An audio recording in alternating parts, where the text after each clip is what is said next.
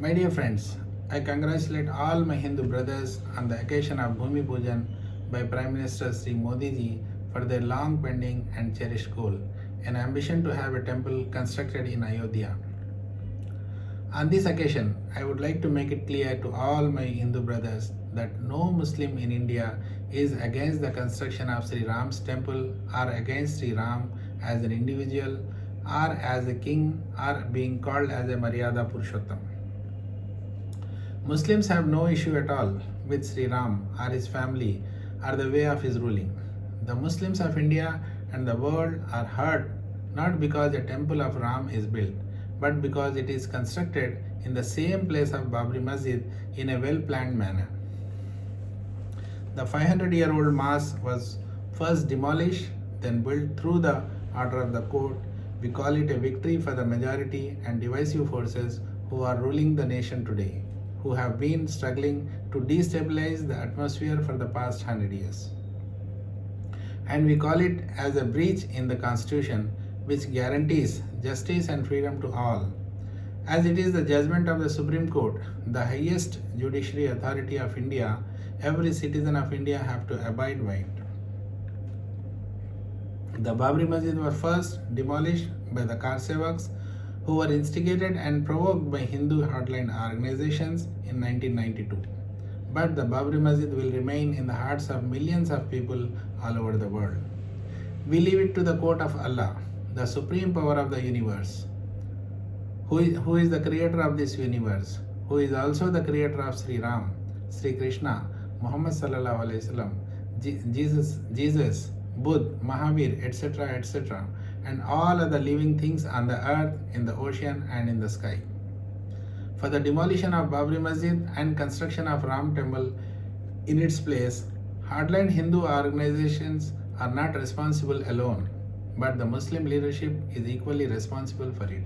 The Muslim leaders of the past and present have to take the responsibility of demolition and construction of Sri Ram's temple. The Muslim leaders, especially the Babri Masjid Action Committee, Sunni Work Board in Ayodhya, All India Muslim Personal Law Board, the scholars, Muslim leaders of all political parties, Muslim organizations, and others have succumbed to the pressures of the government and Hindu organizations for their selfish goal and interest. They are all using their organizational posts and responsibilities for their own gain and benefit. I would like to remind you that different committees were formed to save Babri Masjid. The Babri Masjid Action Committee, headed by late Sultan Salahuddin Owaisi, MP, who was also said to be close to P.V. Narasimha Rao, the then Prime Minister of India at the time of demolition of Babri Masjid in 1992. Later, the reins were taken over by his son Asaduddin Owaisi, now MP and President of All India Majlis Ittihadul Muslimin and a leading member in All India Muslim Personal Law Board.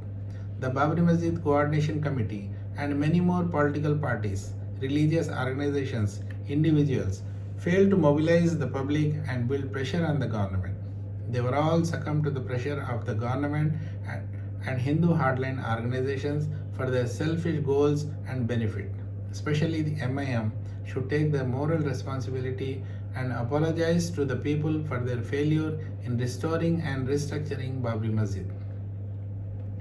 It is high time for the minorities and Dalits to wake up and gear up to fight against such divisive and communal forces unitedly. They should leave their political and other differences and rise to the occasion. Develop a political pressure on the government to safeguard the future of minorities and Dalits.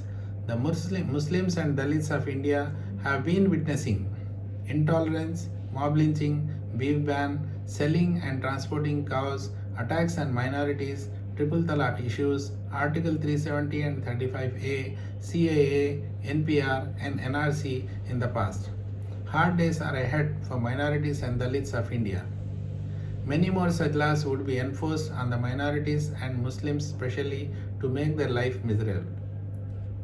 If the minorities and Dalits of India do not rise and unite even today, the day is not far when they have to exhibit their own identity to enter into their houses.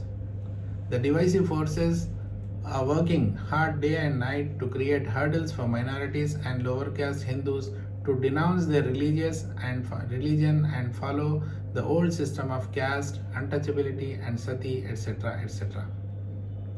They will build pressure on minorities' economy, social and political circumstances.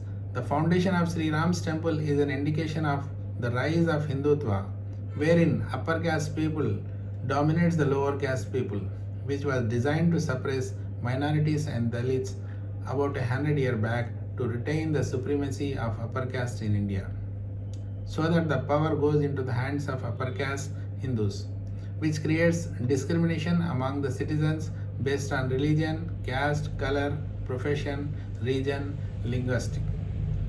They are least bothered about the worship of Sri Ram and the temple of Sri Ram, but to exploit the sentiments of Sri Ram and use it for their political, social, and economical benefit. In these circumstances, Congress is the only solution for all the citizens of India, wherein citizens will have equal rights and opportunities, can work and live fearlessly, irrespective of religion, caste, color, region, linguistic, etc., etc., which can only fulfill the conditions of preamble of our constitution. The Congress party is the only national and secular party in India, has the dynamic and selfless leaders in the past and present. We should strengthen the hands of Srimati Sonia Gandhi ji, Rahul Gandhi ji, and Priyanka Gandhi ji. Sri Rahul Gandhi ji is a sincere, honest, and a real Swiss leader of India. His dynamic, unbiased leadership with human values and broad vision and direction will lead to the peaceful development of great India. I am Mohammed Jai Sonia Gandhi ji, Jai Rahul Gandhi ji, Jai Congress, Jai Hind. I am Mohammed Salim, Secretary TPCC. Thank you.